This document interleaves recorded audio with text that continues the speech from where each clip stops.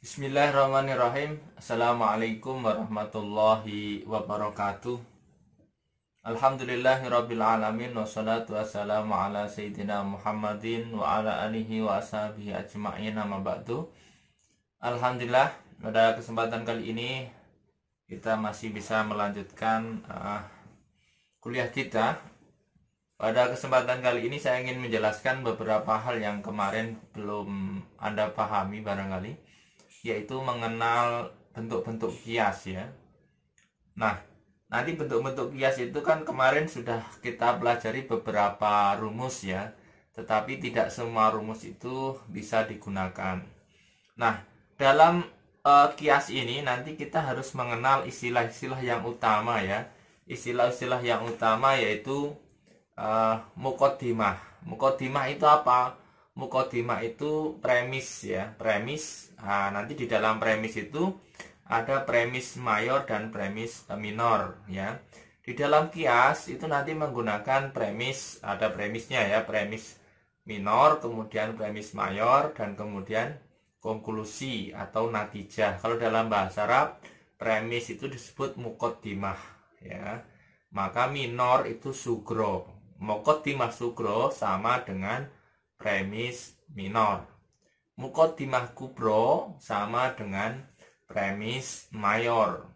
Natijah sama dengan konklusi. Itu ya. Nanti harus Anda pahami. Lalu kemudian di antara masing-masing muqaddimah itu nanti akan terdiri dari beberapa khat. Ya, khat itu apa? Khat itu term atau batasan ya. Nanti ada khat asghar, ada khat ausat, ada kemudian khat yang mayor gitu ya. Nah, ini kuncinya di sini nanti. Anda harus paham khatnya apa. Karena nanti rumusan dalam kias itu akan bergantung pada khatnya, pada termnya gitu ya. Nah, khat ausat itu sangat berperan penting ya. Nanti Anda harus paham khat ausat itu sangat berperan penting dalam urusan kias ini, karena dia akan menjadi pengikat atau perekat ya antara muqaddimah sugro dengan muqaddimah kubro ya. Jadi supaya ini berhasil maka harus ada khat ausatnya tadi ya. Tanpa khat ausat itu maka kias tidak akan berhasil ya, tidak akan terjadilah konklusi yang diharapkan itu tidak akan terjadi.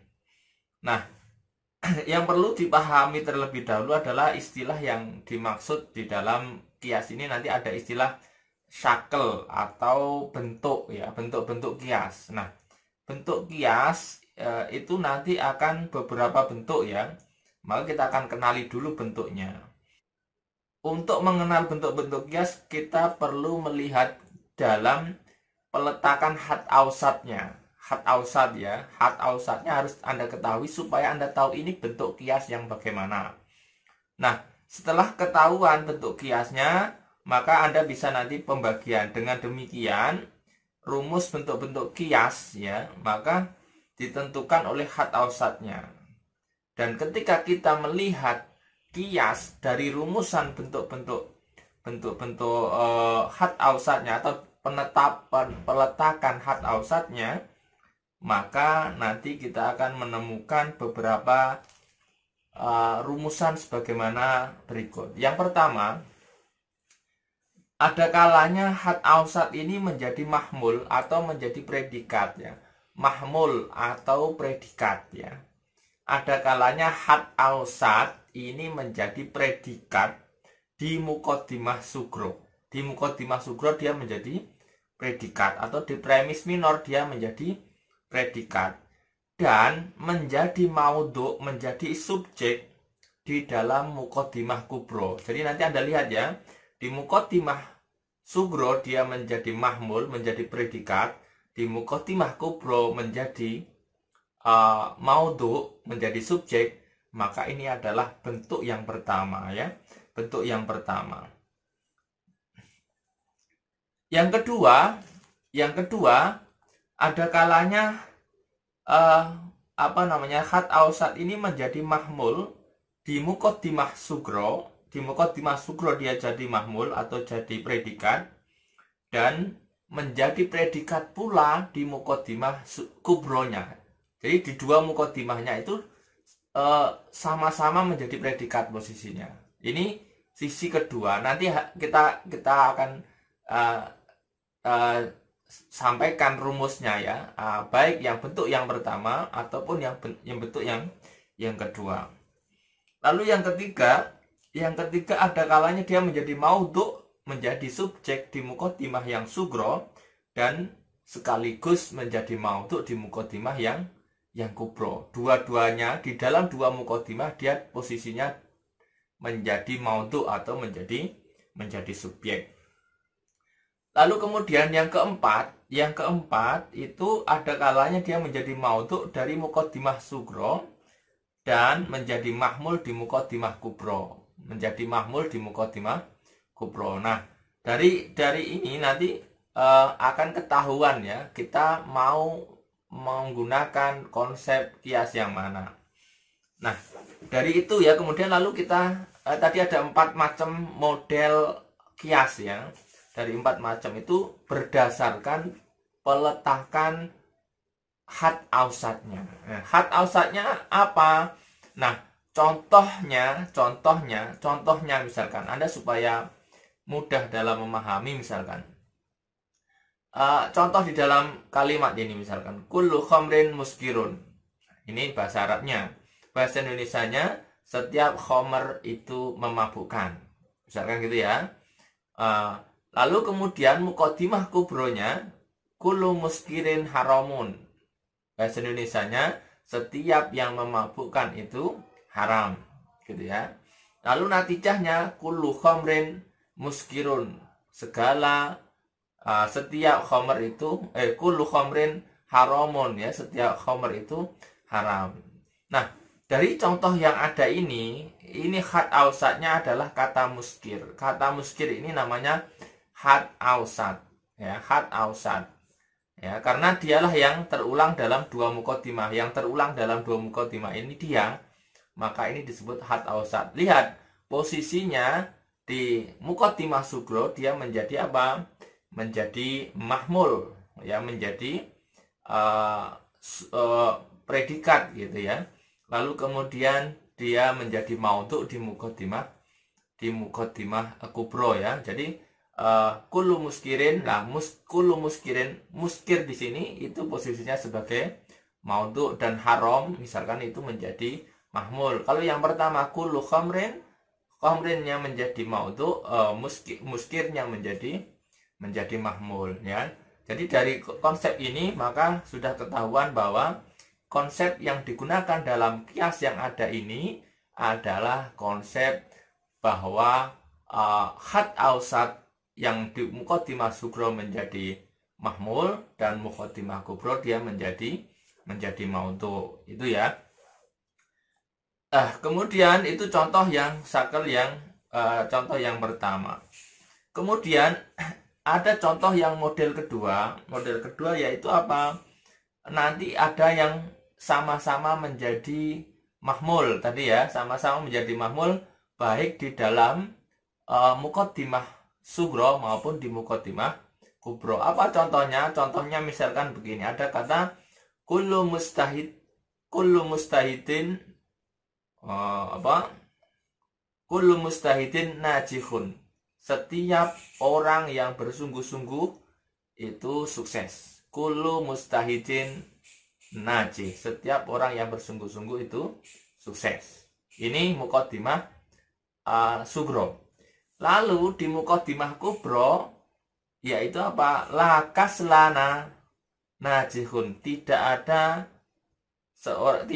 pemalas yang sukses. Maka natijahnya apa? Natijahnya adalah la mustahidun kaslanun ya. Tidak ada orang yang sungguh-sungguh itu yang menjadi pemalas, gitu ya. Ini bentuk apa? Kalau Anda cermati dari contoh kedua ini memang berbeda dengan contoh yang tadi ya.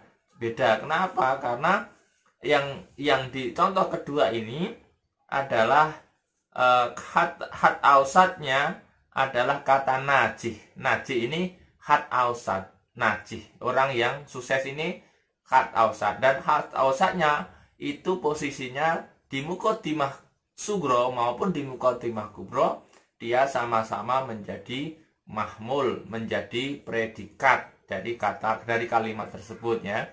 Sama-sama di belakang, kalau di dalam tulisan Arab ini sama-sama di belakang ya, sama-sama menjadi predikat. Nah, nanti akan kita lihat rumusannya di dalam penjelasan bahwa kalau model kedua ini maka rumus yang digunakan adalah bla bla bla gitu ya. Lalu kemudian yang ketiga, model ketiga dari kias, yaitu contohnya misalkan kullu dhahabin ma'dan ya. Setiap emas itu adalah barang tambang. Setiap emas adalah barang tambang. Ini muqaddimah sugro ya. Lalu kemudian kullu dhahabin nafis ya. Setiap emas itu indah gitu ya. Setiap emas itu indah. Lalu natijahnya apa? Ba'dul ma'dan nafis. Sebagian barang tambang itu indah. Anda kalau melihat rumus ini nanti akan mengetahui bahwa rumus ini adalah yang terulang di muqaddimah sugro dan muqaddimah kubro adalah kata dahab, kata emas ya. Maka posisi emas di situ adalah menjadi maudhu gitu ya, menjadi maudhu. Kullu dahabin ma'dan. Berarti dia maudhu dalam kalimat itu, ma'dan menjadi dahab menjadi maudhu. Di muqaddimah sugro dia maudhu, di muqaddimah kubro dia juga maudhu. Maka dahab ini adalah khat ausat ya. Karena peletakannya menjadi maudhu, maka dia masuk dalam rumusan model kias yang ketiga. Kemudian yang keempat, misalnya gini, kullu insan hayawan. Setiap manusia adalah hewan. Setiap manusia adalah hewan. Lalu kemudian kullu dhahikin insan. Setiap yang tertawa itu adalah manusia. Anda lihat ya, kullu insan hayawan. Kullu dhahik insan. Apa yang terulang dari dua muqaddimah ini? Yang terulang adalah kata insan. Terulang dua kali. Di mana posisinya? Posisinya di muqaddimah sugro dia menjadi maudhu, di muqaddimah kubro dia menjadi mahmul. Ini kebalikan dengan model yang pertama gitu ya. Kebalikan dengan model pertama. Di sini ada kuliah mujabah, tapi hasilnya apa? Juz'iyah mujabah. Nanti rumusannya kita akan kasih tahu rumusannya ya. Nah, natijahnya apa? Maka sebagian hewan itu tertawa ya. Ba'dul hayawan dohik. Ini rumusannya begitu. Yang menjadi khat ausat apa? Di dalam rumusan yang keempat ini, yang menjadi khat ausat adalah kata insan. Kullu insan hayawan. Ini berarti di muqaddimah sugro dia menjadi maudhu. Kemudian di muqaddimah kubro kullu dhahik insan, ini dia menjadi mahmul gitu ya. Maka kemudian hasilnya seperti itu dan sebagainya ya. Dan itulah bentuk beberapa contoh ya, supaya Anda mungkin mudah dalam memahami. Lalu kemudian di dalam kias nanti ada istilah namanya kayak apa ya? Kayak perkalian gitu ya. Ini dikalikan ini maka hasilnya ini ya. Kalau tadi hanya dari sisi bentuk penempatan khat ausatnya. Dari bentuk sisi penempatan khat ausatnya tadi ada 4 seri lah ya, 4 macam, 4 model dari kias. Nah, nanti masing-masing dari model ini akan mengalami dhorab atau persilangan ya. Kalau tadi contoh-contoh tadi adalah misalnya kuliah mujabah, hasilnya begini, itu baru satu. Nah, nanti apa saja dhorab yang bisa digunakan di dalam 4 contoh dari itu, nanti masing-masing akan ada ya, akan kita bahas sambil melihat rumusannya ya. Sambil melihat rumusannya, misalkan model yang pertama, maka rumusan yang dipakai misalkan ada 4 misalnya dan sebagainya. Selanjutnya kita akan membahas lebih dalam tentang model kias yang pertama. Model kias yang pertama adalah posisi yang menjadi had ausat adalah tadi ya, menjadi mahmul ya. Had ausatnya menjadi mahmul di muqaddimah sugro dan menjadi maudhu di muqaddimah kubro. Apa syarat yang harus dipenuhi di dalam model kias yang pertama ini? Syarat yang harus dipenuhi adalah yang pertama, ya, yang pertama muqaddimah sugro harus berupa qadiyah mujabah, ya, harus berupa mujabah. Muqaddimah sugronya harus mujabah. Perhatikan ya.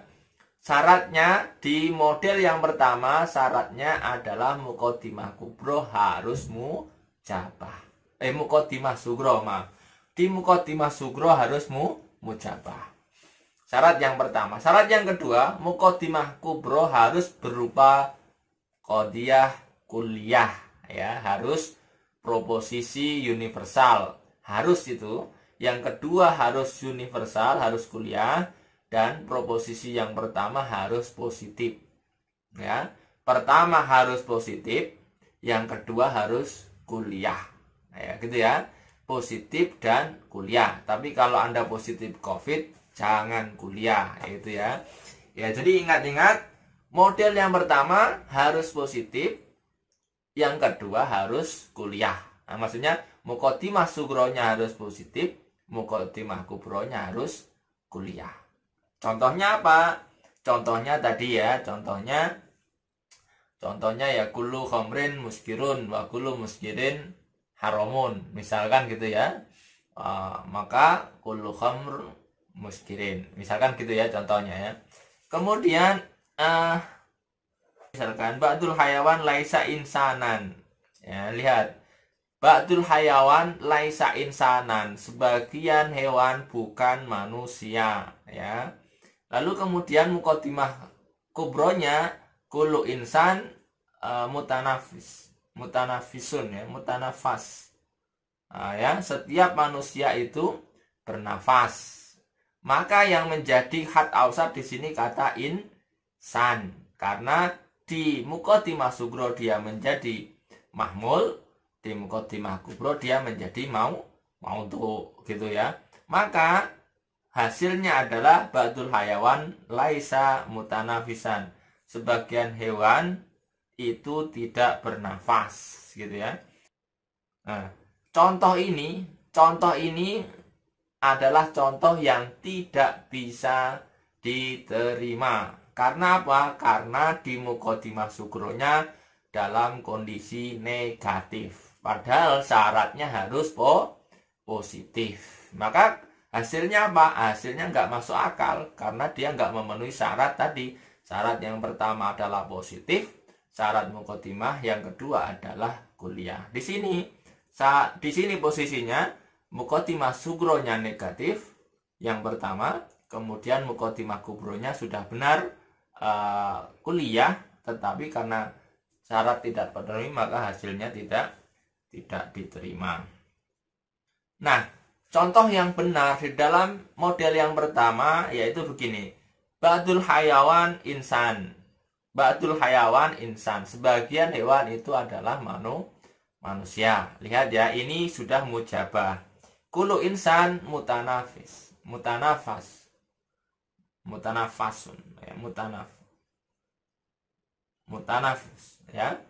Setiap manusia itu bernafas. Lalu apa? Hasilnya ba'dul hayawan mutanafas. Ya, makanya hasilnya sebagian hewan itu bernafas. Ini boleh diterima. Misalkan contohnya seperti itu. Karena syaratnya sudah terpenuhi, yaitu yang pertama harus mujabah. Yang muqaddimah yang kedua harus kuliah, ya.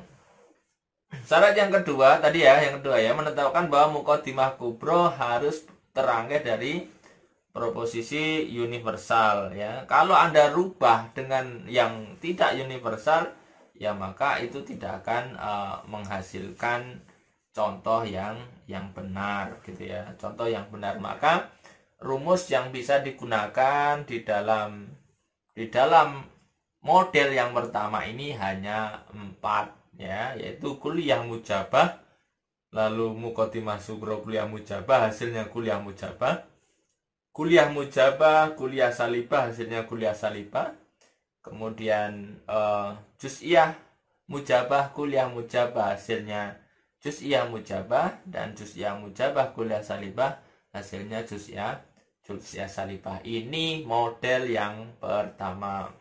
Contohnya masing-masing dari rumusan yang bisa dipakai ada di sini ya. Contohnya bisa Anda lihat di papan ini. Misalnya kullu hadidin ma'dan wa kullu ma'danin yatamaddad bil hararah, akhirnya kullu hadidin yatamaddad bil hararah.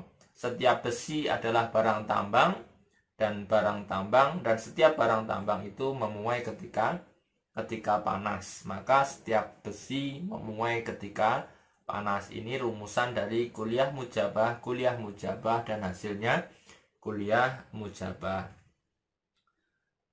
Kemudian kullu mu'minin muslim wala wahidin minal muslimina bi kafir la wahidin minal mu'minina bi kafir. Contoh apa? Setiap orang beriman itu adalah muslim, tidak seorang pun dari orang muslim yang kafir, maka tidak seorang pun dari yang orang beriman adalah orang yang kafir.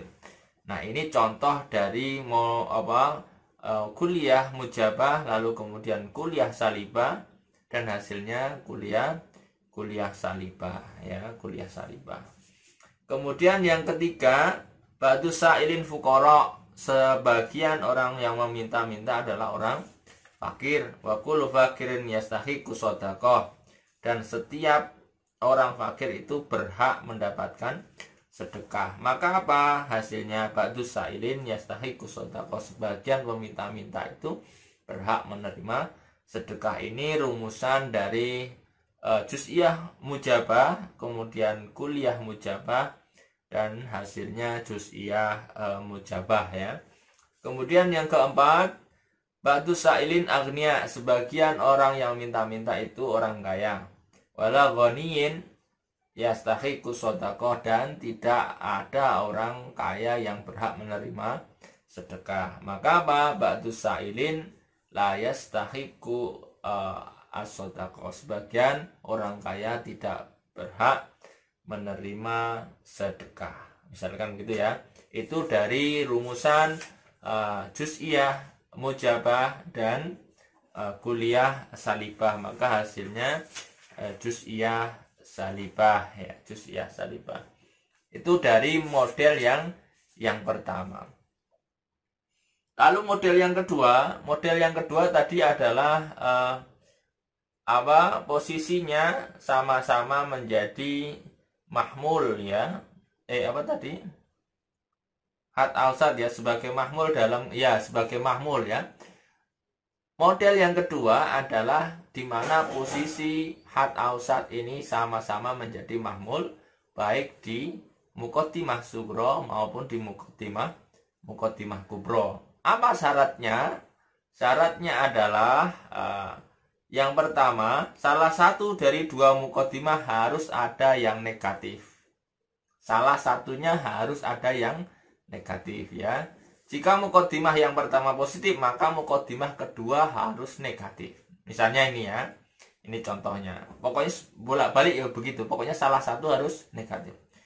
Syarat yang kedua, muqaddimah kubro harus berupa qadiyah kuliah ya.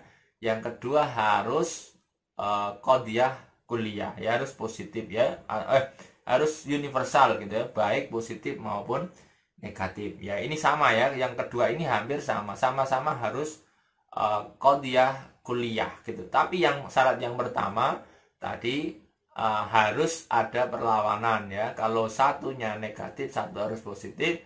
Kalau yang satu positif, satunya harus negatif. Berbeda dengan bentuk yang pertama tadi. Kalau yang pertama tadi bentuknya harus positif, tapi bentuk yang kedua ini salah satu harus berlawanan, atau satunya positif atau satunya negatif gitu ya. Ini contohnya tadi, nanti Anda bisa cari sendiri modelnya, contohnya, tetapi umumnya secara teori sudah bisa kelihatan. Maka kalau Anda lihat dari rumusan ini, maka rumusan ini hanya berlaku pada posisi yang demikian. Anda bisa lihat tabel ini ya. Misalnya kuliah mujabah, kuliah salibah, hasilnya kuliah salibah. Lalu kuliah salibah, kuliah mujabah, hasilnya kuliah mujabah. Juz'iyah mujabah, kuliah salibah, hasilnya juz'iyah salibah. Lalu juz'iyah salibah, kuliah mujabah, hasilnya juz'iyah salibah. Contohnya apa? Kullu wardin zuhur, setiap mawar itu bunga. Setiap mawar itu bunga. Wala syai'a minal jamad bizuhur, dan tidak ada satupun dari benda mati itu berupa bunga. Maka hasilnya la syai'a minal wardi bijamad, ya, tidak ada sesuatu dari bunga itu yang benda mati. Ini ya. Yang pertama tadi itu mujabah, kuliah mujabah. Yang kedua kuliah salibah, maka hasilnya kuliah salibah gitu ya. Lalu contoh yang selanjutnya, lawah kiti minal muslimin nabi mulhidin, ya, tidak satu orang pun orang Islam itu yang ateis. Ini kuliah salibah. Kuluman layak takit biwujudillah wa huwa mulhid, ya, semua yang tidak mempercayai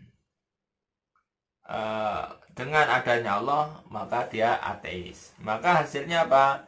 La wahida minal muslimin la ya'taqidu biwujudillah. Tidak ada satu orang pun yang tidak mempercayai keberadaan Tuhan, ya.